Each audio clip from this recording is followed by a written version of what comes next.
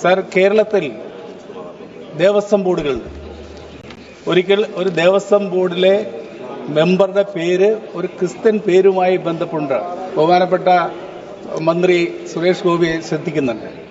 ഒരു ക്രിസ്ത്യൻ പേര് വന്നതിന്റെ പേരിലാണ് അത് ക്രിസ്ത്യാനിയാണ് എന്ന് തെറ്റിദ്ധരിച്ചുകൊണ്ട് വലിയ കലാപം നമ്മുടെ കേരളത്തിലുണ്ടായി. അതായത് ഹിന്ദു ദേവസ്വം ബോർഡിലേക്ക് 1987 ഹിന്ദു ക്ഷേത്രം ഹിന്ദുക്കൾക്ക് വിട്ടുകൊടുക്കണം എന്ന് പറഞ്ഞുകൊണ്ടുള്ള വലിയ സമരം അന്നാണ് അവിടെ നടത്തിയത്. സർ, സർ,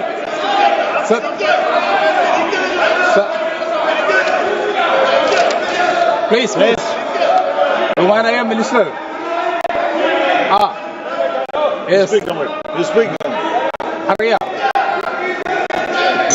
അറിയാം sir. Please conclude. Let me complete. Please conclude.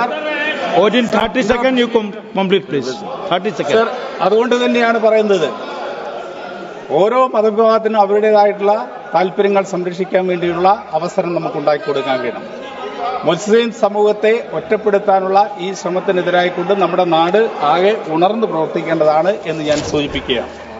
Sir, ഇവിടെ ഒരു കാര്യം മാത്രമാണ് എനിക്ക് സൂചിപ്പിക്കാനുള്ളത്. അതായത് ഈ ബില്ലിനെ അനുകൂലിക്കുന്നവർ ശ്രദ്ധിക്കേണ്ട ഒറ്റ കാര്യം, സാർ, നമുക്കറിയാം ഹിറ്റ്ലർ ജർമ്മനിയെ എങ്ങനെയാണ് ഫാസിസത്തിലേക്ക് കൊണ്ടുപോയത്. അന്ന് ആ ഹിറ്റ്ലറുടെ ഫാസിസത്തെ സപ്പോർട്ട് ചെയ്തിരുന്ന ഒരു കവി മാർട്ടിൻ ലിയോൺ മുള്ളർ എന്ന് പറയുന്ന ആ കവി പിന്നീട് പറയുകയുണ്ടായി. എന്താണ് പറഞ്ഞത്? അദ്ദേഹത്തിന് വിലാപകാവ്യമാണ്. അദ്ദേഹം പറഞ്ഞു, അവർ ആദ്യം വന്നത് കമ്മ്യൂണിസ്റ്റുകാരെ തെരഞ്ഞാണ്. അപ്പോൾ കമ്മ്യൂണിസ്റ്റുകാരെ തെരഞ്ഞു വന്നു കഴിഞ്ഞ സമയത്ത് ഞാൻ അതിനെ എതിർത്തില്ല, കാരണം ഞാനൊരു കമ്മ്യൂണിസ്റ്റ് അല്ല. രണ്ടാമത് അവർ വന്നത് സോഷ്യലിസ്റ്റുകളെ അന്വേഷിച്ചാണ്. സോഷ്യലിസ്റ്റുകളെ അന്വേഷിച്ചാണ് വന്നത്. അപ്പോഴും ഞാൻ പ്രതികരിച്ചില്ല, കാരണം ഞാനൊരു സോഷ്യലിസ്റ്റ് അല്ലായിരുന്നു. പിന്നീട് അവർ വന്നത് ട്രേഡ് യൂണിയൻ നേതാക്കളെ അന്വേഷിച്ചാണ് വന്നത്. അപ്പോഴും ഞാൻ പ്രതികരിച്ചില്ല, കാരണം ഞാനൊരു ട്രേഡ് യൂണിയനിസ്റ്റ് അല്ല. പിന്നീട് അവർ അന്വേഷിച്ച് വന്നത് ജൂതന്മാരെ അന്വേഷിച്ചാണ്. അപ്പോഴും ഞാൻ പ്രതികരിച്ചില്ല, കാരണം ഞാനൊരു ജൂതനായിരുന്നില്ല. എന്നാൽ അവസാനം അവർ വന്നത് എൻ്റെ അടുത്തേക്കാണ്, എന്നെ അന്വേഷിച്ചാണ് വന്നത്. അപ്പോഴേക്കും എനിക്ക് വേണ്ടി പറയാൻ ആരും ഉണ്ടായിരുന്നില്ല എന്ന് അദ്ദേഹം പറയുകയുണ്ടായി.